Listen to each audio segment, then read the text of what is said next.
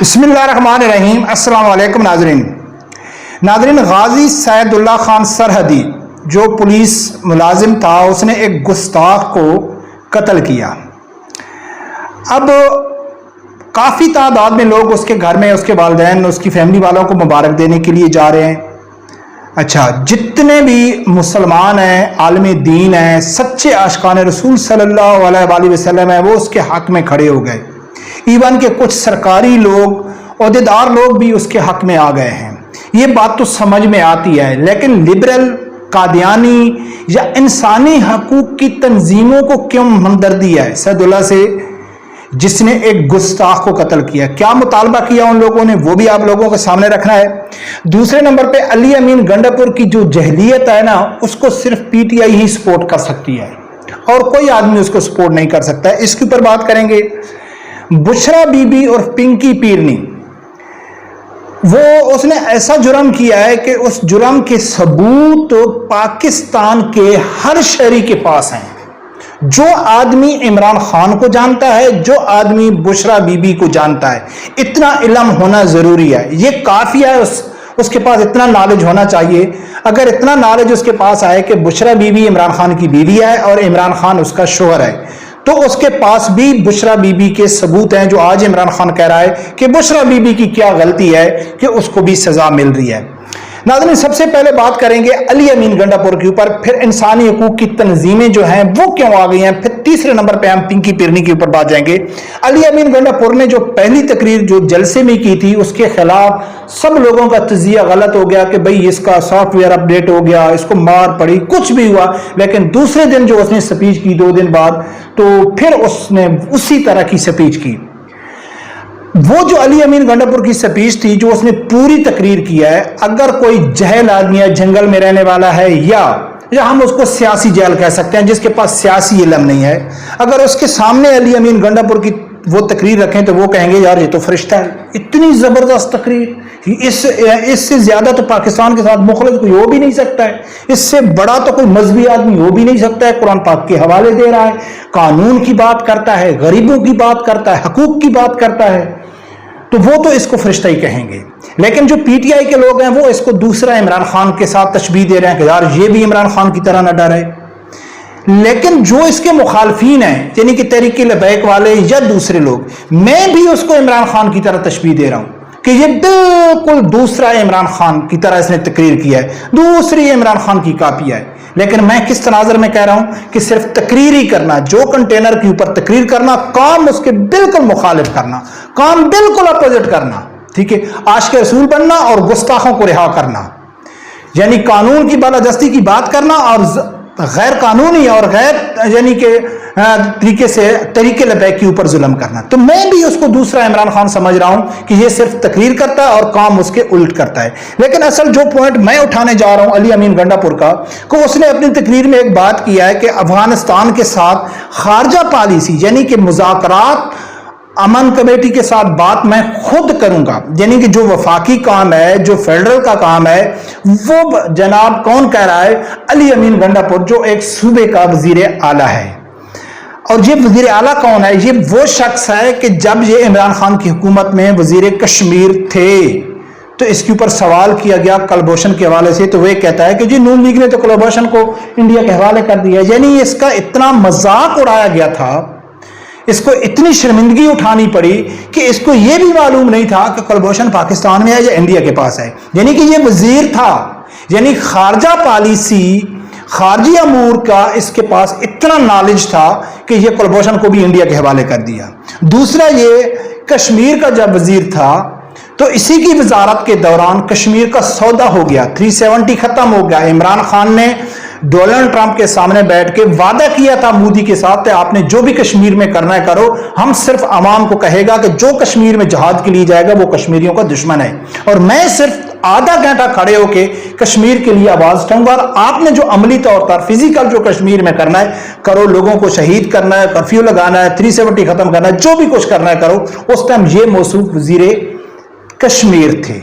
تو اب بتاؤ کہ یہ آدمی بات کر رہا ہے کہ میں یعنی کہ یعنی کہ خارجہ پالیسی کے اوپر بات کروں گا، تو اس کی جہلیت کے اوپر تو صرف پی ٹی آئی والے سپورٹ کر سکتے ہیں، دوسرا کوئی لوگ اس کے اوپر سپورٹ نہیں کر سکتا ہے۔ اب ناظرین بات کرتے ہیں کہ جو سعد اللہ سرحدی صاحب ہے،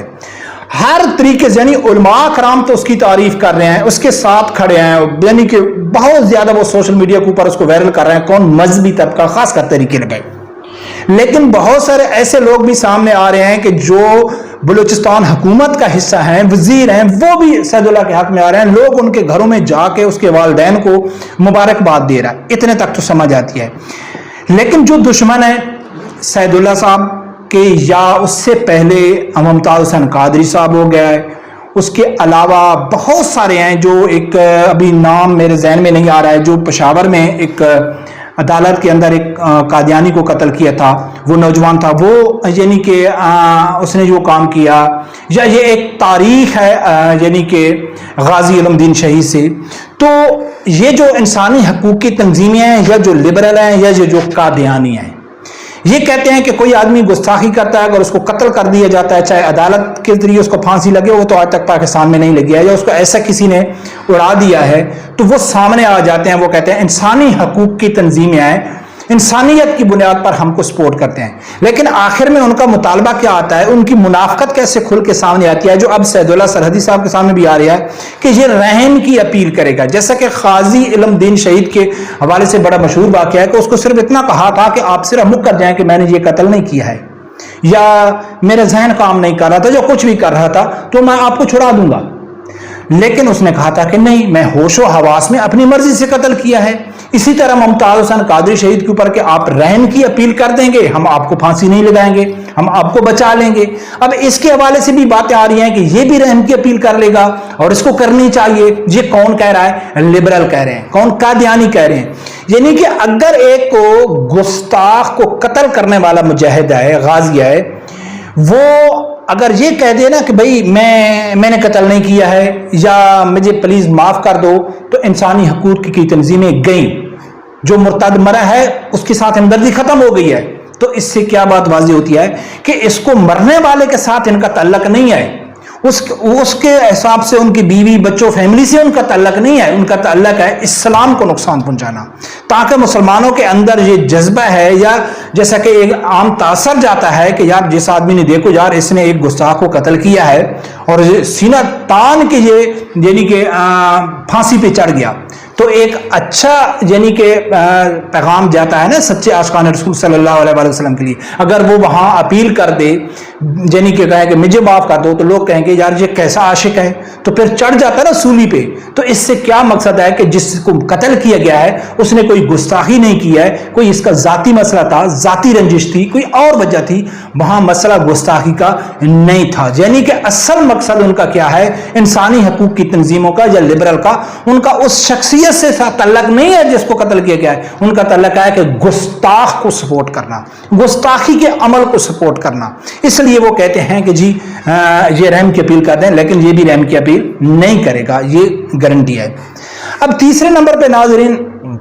میں کہتا ہوں کہ بشرا بی بی اور پنکی پیرنی کو اگر کوئی آدمی جانتا ہے تو اس کے پاس ٹھوس ثبوت ہے کہ وہ مجرم ہے، ٹھیک ہے نا۔ وہ کیسے کہ آج کل عمران خان کا ایک بیان سامنے آیا کہ پنکی پیرنی بشرا بی بی بے قصور ہے، اس کو صرف ایک شخص کے انا کی وجہ سے جیل میں رکھا ہوا ہے اور اس کی جان کو خطرہ ہے۔ اب میرا ایک سوال ہے اس شخص کے لیے، ہر اس شخص کے لیے ہے جو صرف بشرا بی بی کو اور عمران خان کو جانتا ہے، اگر وہ جانتے ہیں تو بشرا بی بی کون تھی؟ بشرا بی بی جس کی عمر چھوڑو کہ وہ اس کے پیچھے بڑی بڑی باتیں ہوتی ہیں کہ وہ مجرا کرتی تھی، وہ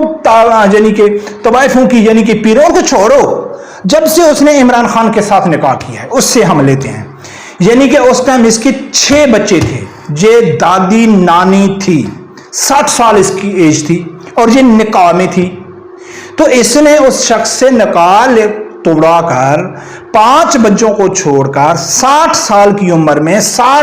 عمر میں کسی انسان کی جنسی خواہشات نہیں ہوتی، بہت کم ہوتی ہے، ٹھیک ہے نا۔ اور شادی وہ کس سے کر رہی ہے؟ 70 سالہ بڈھے سے، ٹھیک ہے۔ ایک نکاح آدمی سے نکاح ختم کر کے، اچھا جو عدت کی بات ہے وہ بھی ہم ختم کر دیتے ہیں کہ بھئی اس نے جائز نکاح کیا ہے، تو ایک 60 سالہ خاتون جو 5 بچوں کو چھوڑ کے اس 70 سالہ بوڑھے شخص سے شادی کری ہے جس کے چانس تھے کہ وہ وزیر اعظم بننے والا ہے، تو وہ کس مقصد کے لیے اس سے شادی کری ہے؟ یہ ایک بہت بڑا سوال ہے۔ ہاں، اگر بشرا بی بی بے شک شادی شدہ ہوتی، بے شک اس کے 1-2 بچے ہوتے، لیکن اس کی ایج 25 سال ہوتی، 28 سال ہوتی، 22 سال ہوتی، 30 سال ہوتی ہے ایوریج، اور آگے جس سے شادی کر رہی ہے چاہے وہ بے شک شادی شدہ ہو لیکن اس کی عمر 30 سال ہوتی، 35 سال ہوتی، 28 سال ہوتی، تو ہمارے پاس ایک آپشن موجود تھا کہ وہ عشق میں پاگل ہو گئی۔ جب ٹھیک ہے، عشق میں آدمی سب کچھ، نہ وہ ذات دیکھتا ہے، نہ پات دیکھتا ہے، نہ رنگ دیکھتا ہے، نہ کوئی کلر دیکھتا ہے، وہ بولتا ہے میں بھی پہلی نظر میں مجھے عشق ہو گیا۔ تو ہم مانتے ہیں کہ بشرا بی بی اور پنکی پیرنی کو عمران خان سے عشق ہو گیا اور عشق کی خاطر اس نے سب کچھ چھوڑ دیا، شوہر کو بھی چھوڑ دیا اور بھی دیا۔ لیکن یہ کون سا عشق ہے جو 60 سالہ بڈھی کو 70 سالہ بڈھے سے ہو رہا ہے، اور وہ 5 بچوں کو ہنستا بستا گھر چھوڑ کے وہ عمران خان سے شادی کر رہی ہے؟ کیوں کر رہی ہے؟ یہ ایک بڑا سوال ہے۔ تو اس کا کیا مطلب ہے کہ اس کا مقصد خاتون اول بننا تھا، اور خاتون اول وہ کیوں بن رہی تھی؟ اب اگر اس کے اوپر یہ الزام لگ رہے ہیں، افشاں لطیف اس کے اوپر الزام لگا رہی ہے، ایون کہ جو کون سا کیا نام ہے عمران خان کا ذاتی ملازم تھا، احسان شاہ کچھ اس طرح نام تھا اس کا، جو عمران خان کا 25 سال کا ذاتی ملازم تھا، جو اصل بشرا بی بی کے اوپر اس نے توشہ خانہ کا الزام لگایا ہے، اس نے بڑے بڑے انکشاف کیے ہیں کہ وہ وہاں کیا کیا چیز ذبح کرتی تھی، کیا کیا تعویذ کرتی تھی، کیا کیا حکت کرتی تھی۔ لیکن یہ تو حقیقت ہے کہ جنرل عاصم منیر، اس دن فیصل واڈا بھی کہہ رہا تھا کہ جنرل عاصم منیر جو اس time D G I S تھے، وہ ثبوت لے کے جا رہے تھے پنکی پیرنی، فرح گوگی، اس کے خلاف عمران خان، اصل اس کی عمران خان کی مخالفت جنرل عاصم منیر سے اس وقت اس لیے ہوئی تھی۔ تو ان سب چیزوں کو چھوڑ دو، لیکن یہی اگر سوال کوئی عمران خان کا سپورٹر ہے جب یہ بتا دے کہ ایک 60 سالہ عورت نے ہنستا بستا گھر عمران خان کے لیے کیوں اجاڑا، اس کے پیچھے کیا مقاصد تھی، کیا کرنا چاہتی تھی؟ ہاں، ہم یہ کہہ سکتے ہیں کہ عمران خان نے بچوں کو یعنی کہ قربان کر دیا ہے، بیوی کو قربان کر دیا، جیسا جوتھی کہتے ہیں کہ اس کو پاکستان کا فکر تھا، پاکستان کے بچوں کا فکر تھا، پاکستان کے مستقبل، ایک بہت اچھا کام وہ کرنا چاہتا تھا، پاکستان کو تبدیل کرنا چاہتا، لیکن یہ تو ہاؤس وائف ہے، ٹھیک ہے نا، یہ تو کوئی سیاسی ہے ہی نہیں۔ تو یہ عمران خان سے نکاح کر کے کون سا چینج لانا چاہتی تھی؟ کیا مقصد تھی؟ اس کا مقصد تھا پیسہ بٹورنا،